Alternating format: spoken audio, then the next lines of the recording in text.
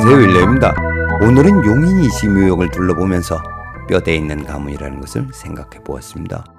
보시는 이미지가 용인시 기흥구 영덕동 산 8번지에 있는 용인이시 중시조인 이중인 선생의 묘소입니다. 선생은 고려시대 많은 인물을 배출한 명문가의 자손으로 홍민왕 때는 홍복도감의 판관을 지냈습니다. 그리고 고려가 멸망하자 불사의군의 정신으로 두문동으로 들어간 두문동 72연의 한 분입니다. 조선을 건국한 신흥 세력들은 나름의 정통성을 세우기 위해 선생에게 관직을 제수했지만 모두 거절하였다고 합니다. 이뿐만 아니라 아들에게까지도 조선 왕조에서는 벼슬을 하지 말라고 당부하였답니다. 왕조 국가에서 벼슬을 하지 않는다는 것은 가문의 쇠락과 소멸입니다. 그런데도 선생은 자신의 신념을 지키기 위해 가문의 영광까지 포기했습니다. 자신의 부귀영달, 아니 얼마 안 되는 이익을 위해서라면 최소한의 양심조차 헌신짝 버리듯 버리는 일부 학자나 정치인은 선생의 이러한 결단에 대해 감히 이해조차 하지 못할 겁니다. 예나 지금이나 오로지 출세를 위해 아부와 하청을 일삼는 사람들은 존재하였습니다. 그렇기 때문에 선생의 숭고한 정신은 위대할 수밖에 없습니다. 선생의 이러한 정신은 용인이시 가문의 가풍으로 발전하였고 후손들의 인격 형성에 많은 영향을 미쳤다고 판단합니다. 제가 생각하는 뼈대에 있는 가문은 많은 재물이나 높은 벼슬로 하루아침에 형성되는 것이 아닙니다. 여러 세대에 걸쳐 정립된 가풍으로 사회적으로 인정을 받아야 합니다.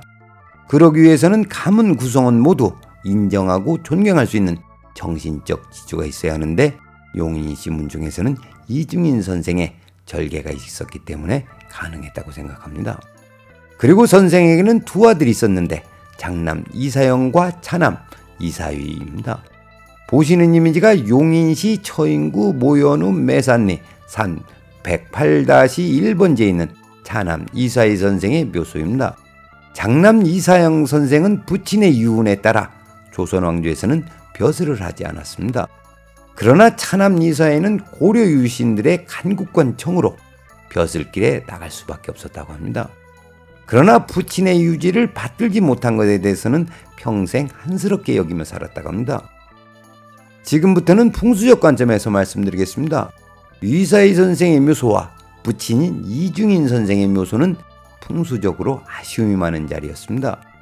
그런데도 불구하고 용인이시 문중은 용인이라는 지역사회에서 자손이 번성하고 뼈대에 있는 가문으로 발전하였습니다. 이렇게까지 될 수 있었던 풍수적 원인과 동력은 무엇일까 궁금했습니다. 이런 궁금증이 생긴 이유는 용인을 본관을 하는 5개의 성씨가 있었는데 흥한 문중이 있고 망한 문중이 있었기 때문입니다. 고려사족이었던 5개의 성씨를 소개하면 용인 진씨, 용인 송씨, 용인 용씨, 용인 엄씨와 함께 용인 이씨가 있었다고 합니다. 그중 용인 이씨만 가문이 계승되었고 나머지 성씨는 단절되었다고 합니다. 시주가 태어난 본관이 사라지고 없어졌다는 것은 가문이 망했거나 동성동본에서 대를 이을 양자조차 없었기 때문입니다. 그런데 유독 용인 이씨만이 고려시대에 이어 조선 후기까지 자손이 번성하고 가문이 번창하였습니다. 해서 저는 그 이유를 찾기 위해 이중인 선생의 손자가 되는 이백지 선생의 묘소를 찾아 나섰습니다. 지도를 보시면 이백지 선생의 묘소는 에버랜드 안에 있는 삼성개발원 옆에 있습니다. 그러다 보니 어디에다 주차하고 가야 할지 몰라 주변을 몇 바퀴 돌았습니다. 결국 백년사로 가는 길목에 주차하고 약 400m 거리에 내룡을 밟아 내려갔습니다. 보시는 이미지가 이백지 선생의 묘소입니다. 이곳은 인기우선으로 달려온 생기가 선생의 묘소에서 진열을 생성하였고 남은 여기는 210도 후천 곤방으로 내려가다가 수기를 만나 멈추었습니다. 그리고 선생을 진열에 적확하게 모셨으며 역량 또한 대단합니다. 이 자리의 특징은 내룡을 타고 내려온 생기가 약간 휘어져 내려왔는데도 불구하고 적확하게 점멸이 이루어졌다는 점입니다. 그리고 형기적으로 보면 안산이 뚜렷하지 않습니다. 일반적으로 문필봉이나 고축사와 같이 뚜렷한 형태의 안산을 선호합니다.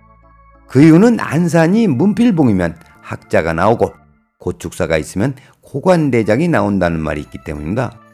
그러나 기적 측면에서 보면 안산의 형태에 의해 신분과 직업이 결정되지 않는다는 것을 말씀드립니다.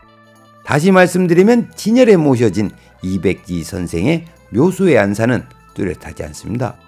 그럼에도 불구하고 증손자 이길보는 두 차례에 걸쳐 과거에 급제할 정도로 학식이 뛰어났으며 아우 이후보 역시 과거에 급제하여 벼슬이 홍문관 직지학에 이르렀다고 합니다.